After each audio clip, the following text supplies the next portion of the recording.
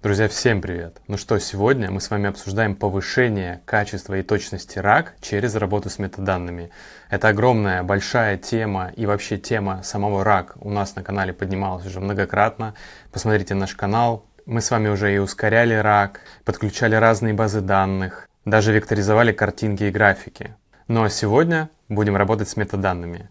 В рамках этого видео мы с вами обсудим штатную векторизацию и формирование метаданных штатными средствами умолчательного дата-лоудера. Посмотрим, что такое обогащенный контекст и каким образом с ним работать и повышать качество нашего RAG. Проговорим, что такое векторизация вообще любых PDF, в том числе отсканированных, и каким образом это можно делать. Ну и в самом конце обсудим мега техническую тему, каким образом можно размеры чанков делать соответствующими размерам конкретных пунктов в наших сложных документах. Все это мы будем делать на примере непростых документов. Например, в этот раз мы с вами поработаем с Гражданским кодексом и векторизуем его вдоль и поперек с помощью разных методов и поработаем с метаданными. И также посмотрим, каким образом агенты отрабатывают данные, векторизованные различным способом. Ну что такое интересно? Лайк, подписка, коммент и смотрим обязательно до самого конца. Ну что, я только что загрузил себе этот Гражданский кодекс в мой Google Drive и буду подключать его к разным автоматизациям. Давайте начнем с самой первой, со штатной векторизации. Каким образом это работает?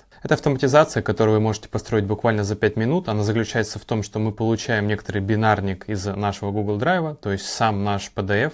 И после этого мы можем использовать с вами умолчательные средства N8N, включая Data Loader, в котором прописаны соответствующие поля. Мы обязательно сюда хотим прокинуть ID-шник нашего файла, ну и само название файла, вот прямо вот так у нас называется файл. И сама эта автоматизация работает непосредственно с файлом, то есть текст нам предварительно доставать не нужно. Более того, если указать здесь опцию «Разделять PDF на страницы», то мы еще и сами номера страниц можем получить в метаданных, то есть работает максимально прямолинейно. Давайте попробуем выполнить этот шаг и посмотрим, каким образом запишутся данные в нашу базу. Давайте перейдем в нашу базу и посмотрим. Вот у нас абсолютно все векторизовалось. Можем проследить, что вот весь наш контент прямо до второго пункта первой статьи. Вот до этого места у нас первый чанк образовался. Давайте посмотрим на его метаданные. Здесь уже очень много полезной информации. Например, мы видим, что мы из этой PDF-ки забрали первые 30 строк. Page number сюда приехал. И те самые файл ID и название файла, которые мы указывали в дата-лоудере. Давайте попробуем перейти на нашего агента и спросить по этой векторизованной базе какой-нибудь вопрос. Я спрошу вот такой вопрос: как признать приобретателя недвижимого имущества недобросовестным? И давайте сразу посмотрим, каким образом работает наша векторная база и каким образом с ней коммуницирует наш агент. Видим, что вернулись чанки совершенно с разных страниц. Например, страница 9, у этого чанка страница 15. Но в общем и целом весь этот контекст позволил нейронке кое-как сформировать ответ на каком-то приемлемом уровне. Этот метод уже работает хорошо, если у вас есть толерантность к периодическим ошибочным суждениям вашего агента. Но в принципе это быстро, действенно и не требует никаких существенных затрат. Что делать, если у нас тексты сложные, допустим, у вас какая-то научная статья со сложными терминами, и вам всегда требуется давать дополнительный контекст для нейронки, чтобы она точнее формировала свои ответы. Для этого есть второй метод, он называется обогащенный контекст. И у нас на канале было отдельное видео, где мы рассказывали про контекстуальный ретривал или обогащенный контекст. Поэтому обязательно посмотрите это видео, там очень много подробной информации. А сейчас мы пройдемся по азам, для того, чтобы мы понимали, каким образом это работает. Начало очень похожее, мы получаем бинарник из нашего Google Drive или из места, где вы храните ваши бинарники, и уже самостоятельно извлекаем текст из этого бинарника. Таким образом, что мы получаем прямо сплошной текст с разделителями, но уже не работаем с самим файлом. Мы достаем весь текст для того, чтобы самим нарезать этот текст на чанки. У нас есть специальный код, который используется для нарезания текста на чанки по 400 символов. И итог работы этого кода предсказуемый. У нас появляется много-много чанков, которые мы сами образовали из полученного текста.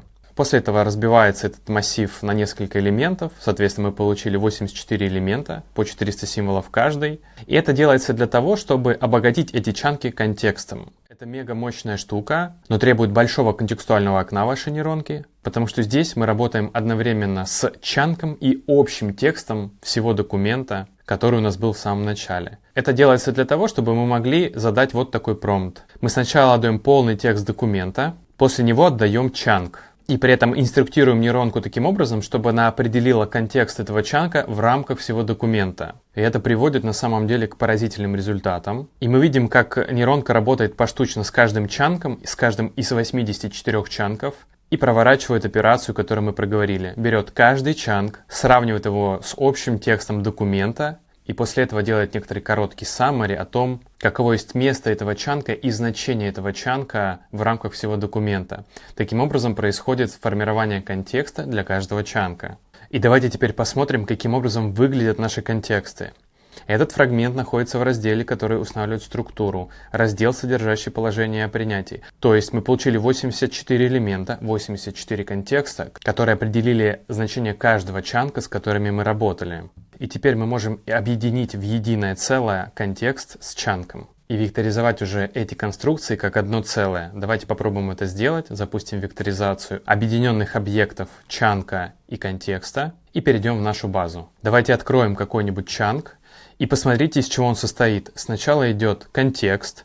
Этот отрывок относится к разделу, описывающему сферу применения гражданского законодательства. И дальше уже сам чанк к имущественным отношениям, основанным на административном или ином властном подчинении одной стороны другой и так далее, и так далее. То есть теперь, если мы вернемся к нашему агенту и спросим еще раз тот же самый вопрос, давайте посмотрим, с каким типом данных уже будет работать наш агент. Обратите внимание, когда мы начали подбирать чанки, мы стали получать одновременно и контекст, то есть некоторую выжимку о том, что представляет из себя этот чанк, так и сам чанк с прямым текстом. Это дало нашей нейронке возможность более гибко подходить к ответу и в общем и целом точнее отвечать на наши вопросы. Как я уже сказал, этот подход очень круто работает, если у вас научные тексты, которые вам нужно векторизовать. А что делать, если у нас PDF-ки разношерстные, если у нас есть отсканированные PDF-ки, текстовые PDF-ки и даже PDF-ки с картинками? Здесь имеет смысл использовать уже сторонние сервисы, сторонние парсеры. Давайте посмотрим на пункт 3 «Векторизация любых PDF». Начало точно такое же, мы получаем наш бинарник. Бинарник есть. А дальше мы хотим воспользоваться сторонним Character Recognition сервисом, который называется Mistral OCR. И, естественно, у нас тоже было видео, в котором мы обсуждали сугубо этот метод. Обязательно его посмотрите тоже. А сейчас мы пройдемся по его азам. Этот метод позволяет загрузить наши бинарники в их файловое хранилище, после этого получить URL и после этого запустить OCR. Посмотрите, каким образом это работает и в каком формате нам отдаются результаты. Результаты отдаются в формате Markdown, сразу уже разделенные по страницам. Сюда уже проставлены какие-то технические характеристики страниц. И более того, если у вас на страницах встречаются картинки, картинки будут вычленены отдельно, для того, чтобы мы могли их тоже, например, охарактеризовать, создать описательную часть с помощью нейронок и завекторизовать картинки тоже. Это очень мощный инструмент, с которым можно работать следующим образом. Мы разделяем весь ответ этой нейронки на страницы, то есть мы получаем сейчас 10 элементов, в каждом из которых есть свой Markdown, и теперь векторизуем этот Markdown, смотрим, что у нас теперь появляется в нашей базе данных, и видим теперь, что у нас контент уже разбит на очень удобные Markdown'ы, мы с ним можем делать что угодно, и также в метаданных появляется имя файла, из которого мы забирали этот Markdown. Друзья, как и всегда, автоматизации, которые мы строим в рамках нашего видео, прямо в конце видео я выгружаю вот отсюда и кладу в свой бесплатный телеграм-канал. Ссылка на него будет в описании, поэтому вы можете загрузить себе в N8N и экспериментировать. А если вам нравится в принципе тематика искусственного интеллекта и вы хотите развиваться в ней, и вам импонирует формат подачи этого материала, то обязательно залетайте в нашу про-группу. Мы там обсуждаем мега глубокие темы про искусственный интеллект со сложной технической информацией. Туда выкладываются исходные коды и материалы наших автоматизаций. И там масса материалов как для новичков, так и для про. Обязательно присоединяйтесь. Ну а нам осталось обсудить еще один метод. Этот метод как раз глубоко технический, здесь придется писать код, но мне важно раскрыть, в чем его суть. Если мы еще раз посмотрим на файл, с которым мы работаем, мы понимаем, что у него есть очень жесткая иерархия и структура. И когда мы векторизуем данные обычными способами, размер чанков задается четко, поэтому иногда бывают моменты, когда чанк соответствует некоторой минимальной структуре, а бывают случаи, когда чанки захватывают сразу несколько статей или глав. При этом мы знаем, что часто случаются кейсы, которые требуют векторизации строго в соответствии со структурой документов. Поэтому здесь, конечно же, нужно писать код, подстраиваться под структуру разных типов документов, но это чаще всего того стоит, потому что дает прекрасные результаты. Например, здесь вы можете увидеть, каким образом нарезаются чанки строго по структуре статьи, И даже более того, в номера прокидывается номер статьи, название статьи, номер пункта и, естественно, имя файла. И все это хранится вот таким очень аккуратным образом в вашей базе данных, где все чанки начинаются строго со своей статьи. И в метаданных содержатся все те ключевые знания, которые позволяют повышать качество RAG значительно. Это позволяет работать с нашей векторной базой данных уникальным способом. Допустим, мы сразу можем динамически настраивать фильтры. Например, мы знаем, что нам потребуются только записи из статьи 8.1, хотя записей там очень много. И теперь, если мы спросим опять тот же самый вопрос, как признать приобретателя недвижимого имущества недобросовестным, мы увидим ошеломляющие результаты, потому что весь текст подобран строго с нашими фильтрами. Обратите внимание, номер статьи 8.1, номер статьи 8.1.